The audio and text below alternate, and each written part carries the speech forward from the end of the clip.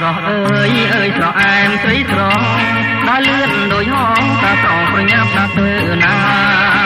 ស្រស់អើយអើយស្រអែមស្រីស្រស់ដើរលឿនដូចហងតាស្រងប្រញាប់ដាក់ទៅណាបងសូមសួរព្រោះបងមានការបងសូមសួរព្រោះបងមានការ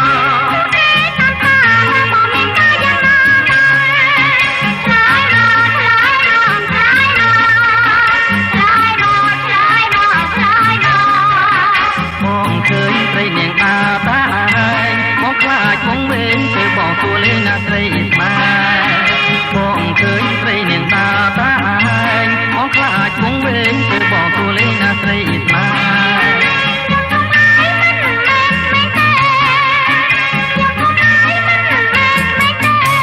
គុំមែនឬស្នេហ៍តាអូនអាយុប៉ុន្មានហើយឆ្លើយមកឆ្លើយមកឆ្លើយមក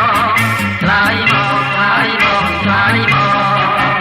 តាំងតែពីតរហូតដល់គុំពេញពីខំមកមិនដែលប្រណាទុកខ្ញុំឡើយ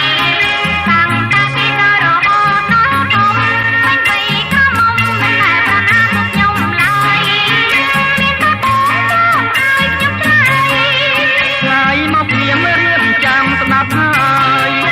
បងអើយអូនអាយុដល់8ឆ្នាំឆ្ងាញ់មែនឆ្ងាញ់មែនឆ្ងាញ់មែនឆ្ងាញ់មែនឆ្ងាញ់មែនឆ្ងាញ់មែន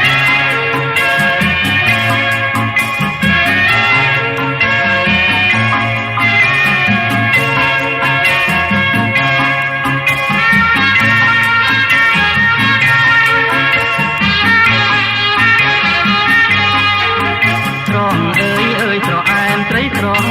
ដើរលឿនដូចហងតាស្រងប្រញាប់តាទៅណាស្រស់អើយអើយស្រអែមស្រីស្រស់ដើរលឿនដូចហងតាស្រងប្រញាប់តាទៅ